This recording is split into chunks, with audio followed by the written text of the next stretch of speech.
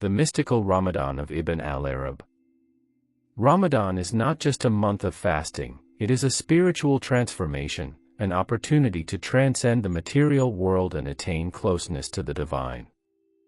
Few thinkers have explored the mystical dimensions of existence as profoundly as Ibn al-Arab, 1165–1240, the great Andalusian Sufi philosopher.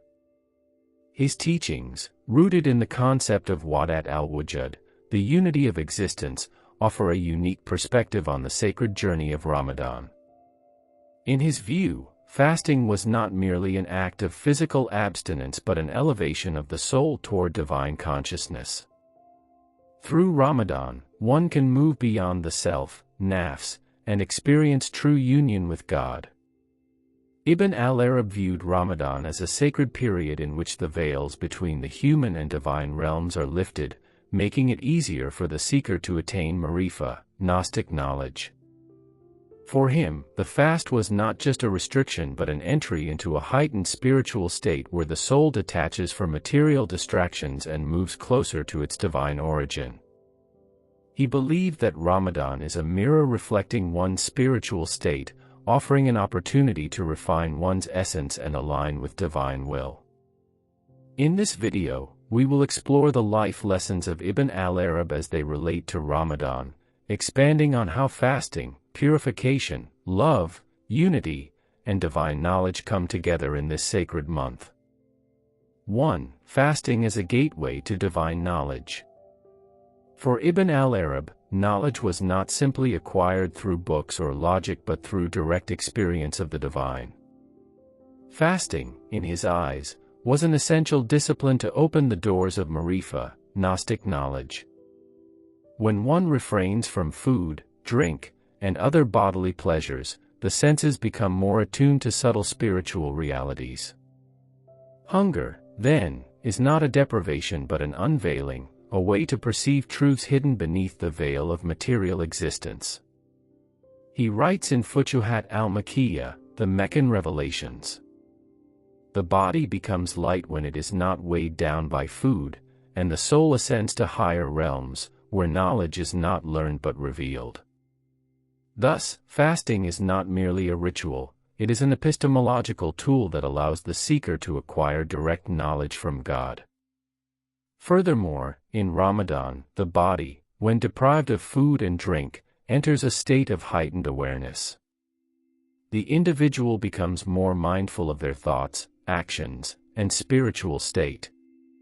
According to Ibn al-Arab, this heightened awareness is a necessary step in reaching divine truths, as the senses are no longer dulled by indulgence. It is during these moments of deprivation that the innermost secret, of the soul becomes apparent, revealing insights that would otherwise remain hidden. 2. The purification of the heart, Ramadan as tazkiyah. Ibn al-Arab often emphasized tazkiyah, self-purification, the process of cleansing the heart from spiritual impurities. Ramadan, with its rigorous discipline, serves as a divine mechanism for such purification. The absence of food and drink is symbolic of a deeper cleansing, the removal of arrogance, selfish desires, and attachment to the material world. He explains that just as fasting purifies the body, it also refines the qalb, heart, making it receptive to divine illumination.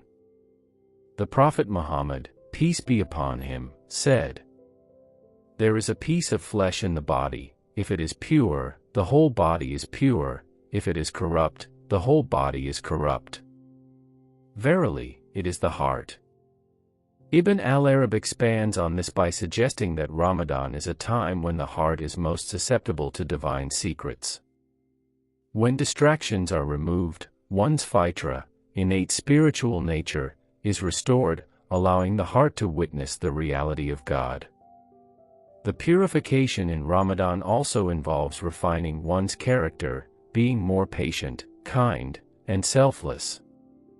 Ibn al-Arab taught that the true purification is not just about abstaining from food but abstaining from harmful thoughts and actions that darken the heart. By fasting, individuals cultivate a sense of spiritual clarity, making the heart a mirror that reflects divine truth. He also emphasized that purification is a continuous process. The seeker must remain vigilant even after Ramadan, ensuring that the purified state of the heart does not become tainted again by worldly distractions. 3. The veil of illusion, hunger as a spiritual teacher. In Sufi philosophy, the world is seen as a veil, hijab, that prevents human beings from perceiving divine reality. This veil is made of material desires, ego, and worldly distractions. Ibn al-Arab saw hunger as a means to lift this veil and expose the deeper truths of existence.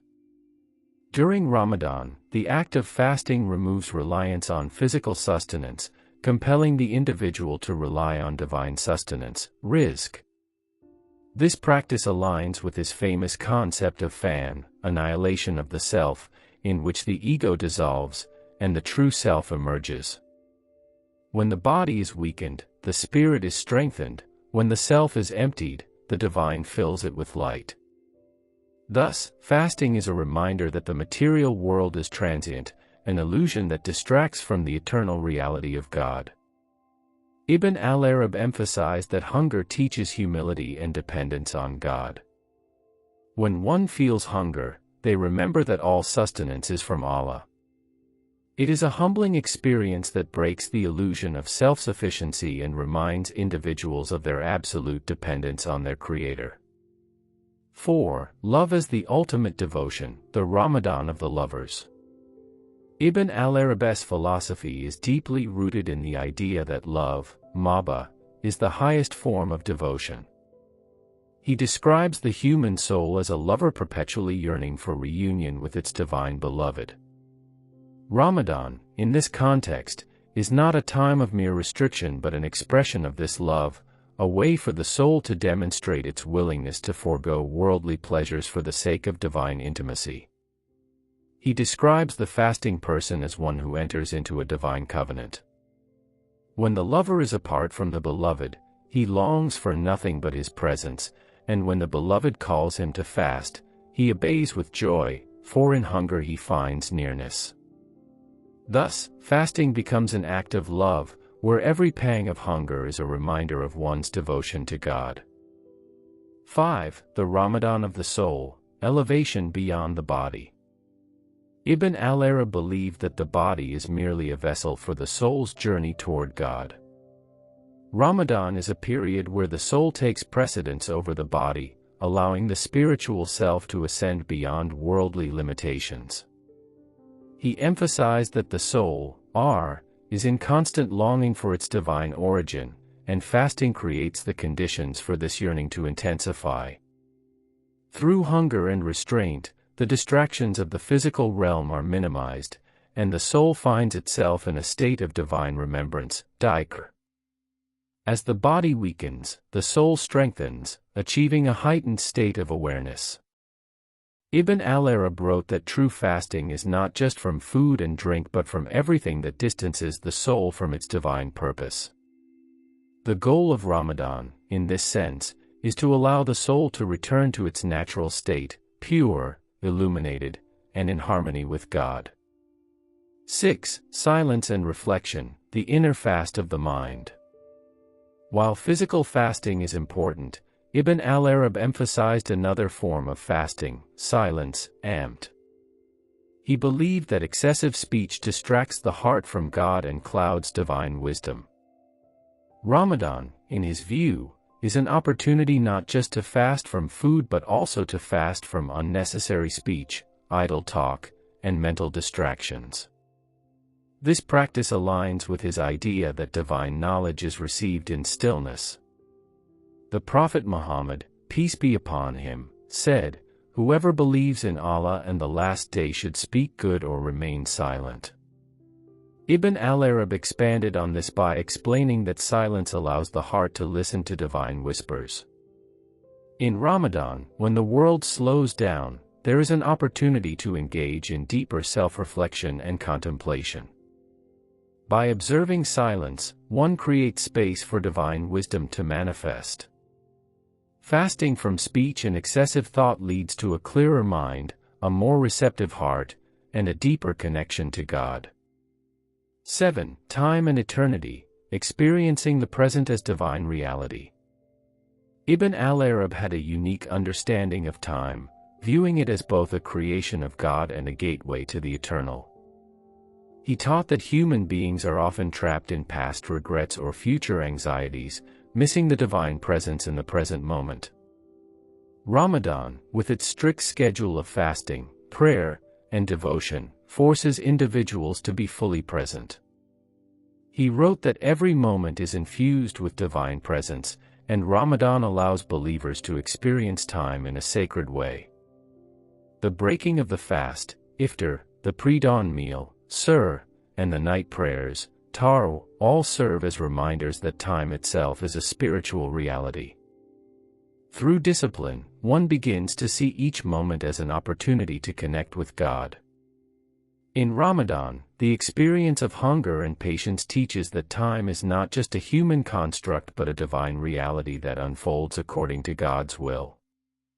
By surrendering to this flow, one experiences self-annihilation, and subsistence in God, where the soul realizes that every moment is eternal in the presence of the divine. 8. The illusion of ownership, detachment from the material world. One of Ibn al-Arab's central teachings is that nothing in this world truly belongs to us. Everything is a manifestation of God, and attachment to worldly possessions is an illusion, waham. Ramadan serves as a stark reminder that we are not the true owners of our bodies, food, wealth, or even our time.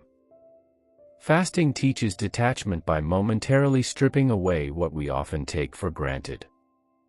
The hunger experienced during the day is a reminder that sustenance comes only from God. The breaking of the fast reminds us that even when we eat, we are merely receiving what was already destined for us. Ibn al-Arab taught that one of the greatest spiritual traps is the illusion of self-sufficiency. Ramadan dismantles this illusion, forcing individuals to acknowledge their dependence on God. By letting go of attachments, one becomes free from greed, from fear of loss, and from the false sense of control over one's life. 9. The hidden night, Laylat al-Qadr as the meeting point with the divine. Ibn al-Arab saw Laylat al-Qadr, the night of power, as the climax of Ramadan, a moment when the veils between the human and divine realms are lifted. He believed that this night is not just an event but a spiritual station, maqam, that some individuals may reach through intense devotion and self-purification. According to him, Laylat al-Qadr is not about witnessing external miracles but about inner transformation.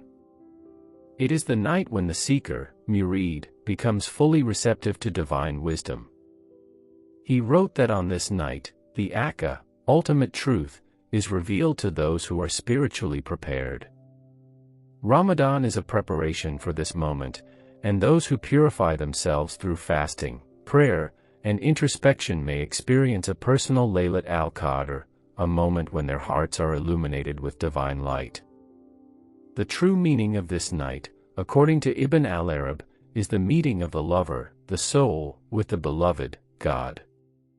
10. Beyond Ramadan, carrying the light into everyday life. Ibn al-Arab taught that true spirituality is not confined to specific times and places. If Ramadan is only a temporary shift, then its purpose is lost. The real goal is to carry its lessons into daily life, ensuring that every moment becomes an act of worship and remembrance. He believed that fasting teaches a lifelong discipline, one that extends beyond hunger and thirst. It is about being mindful of what we consume, how we speak, how we think, and how we interact with the world. True fasting, according to him, continues beyond Ramadan, as the seeker learns to abstain from everything that distances them from God. As he wrote, "Do not let the fast end at sunset, for the true fast is the one that remains in the heart." This means living with the same sincerity, self-discipline, and awareness of the divine long after Ramadan is over. Conclusion: Ramadan as a spiritual ascent. For Ibn al-Arabī, Ramadan is not a ritual, it is a transformative journey. It is a time to move beyond the superficial aspects of fasting and engage in deep self-exploration, purification, and divine realization. Through hunger, one learns detachment, through prayer, one finds intimacy with God, and through reflection, one discovers the unity of all existence. If we approach Ramadan with sincerity, we might just find what Ibn al-Arabī sought, a Ramadan that does not end at sunset, but one that lingers in the heart forever.